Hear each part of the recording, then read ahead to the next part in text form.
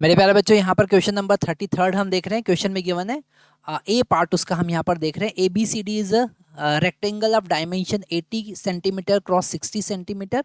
Another rectangle P Q R S is drawn inside ABCD, leaving the space of equal width x centimeter along the edge of ABCD. If the area of PQRS is half of the area of ABCD, then value of x हमको बताना है।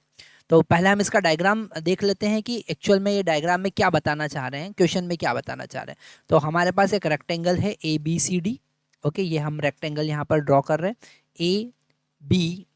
ABCD, ठीक है। और इसका जो length है वो 80 सेंटीमीटर है। ओके, और इसका ब्रेड्थ जो है वो 60 सेंटीमीटर, ऐसा क्वेश्चन में गिवन है। और इसके अंदर हम एक और रेक्टेंगल बनाते हैं, और वो रेक्टेंगल जो है वो ABCD की हर साइड से x डिस्टेंस अपार्ट है, मतलब यहाँ से x, ओके, यहाँ से x, ऐसे इधर से भी x और इधर भी x। ओके, तो ये जो नया रेक्टेंगल PQRS हमको मिला, PQRS, इसका एरिया ABCD के कंपैरिजन में हाफ है, तो हमको x का वैल्यू फाइंड करना है। तो अगर हम बात करते हैं एरिया ऑफ ABCD, ओके, तो वो हो जाएगा 80 इंटू 60, ओके, सेंटीमीटर स्क्वायर, मतलब कि हमको मिलेगा 4800 सेंटीमीटर स्क्वायर। ओके, अगर हम PQRS की बात करें, ठीक है, PQ area of PQRS, okay, तो इसका हाफ होगा, मतलब 00/2 होगा, मतलब 2400 सेंटीमीटर स्क्वायर होगा।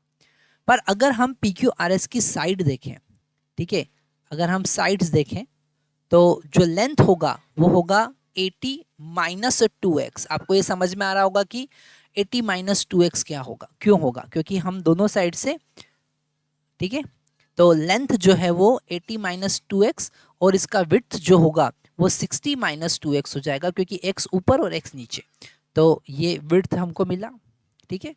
तो अगर हम इस फॉर्मूले से एरिया देखेंगे तो हमको मिलेगा 80 minus 2x into 60 minus 2x is equal to 2400।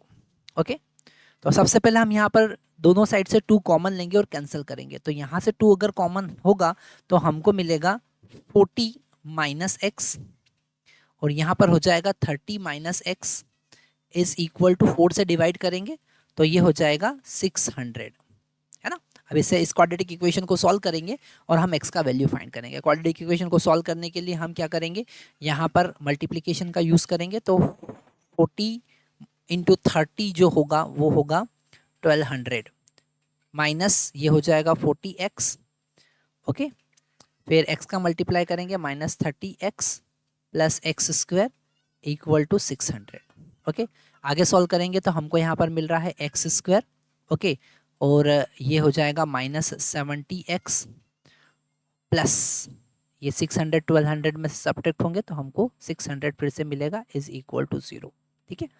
अब यहाँ पर हम इसे सॉल्व करेंगे तो यहाँ पर 600 और 70 है, डेफिनेटली इसको 2 पार्ट में 60 और 10 पार्ट में डिवाइड कर सकते हैं। बाकी का सॉल्यूशन हम यहाँ पर देख रहे हैं। तो ये हो जाएगा X square minus 60x minus 10x minus 10x plus 600 equal to 0। Okay, 70 को हमने 2 पार्ट में डिवाइड कर दिया। फिर x यहाँ से कॉमन लेंगे तो हमको मिलेगा x माइनस 60, और यहाँ से 10 कॉमन लेंगे तो हमको मिलेगा x minus 60 is equal to 0। दोनों में से x माइनस 60 हम कॉमन लेंगे तो हमको ब्रैकेट में मिलेगा x minus 10 is equal to 0।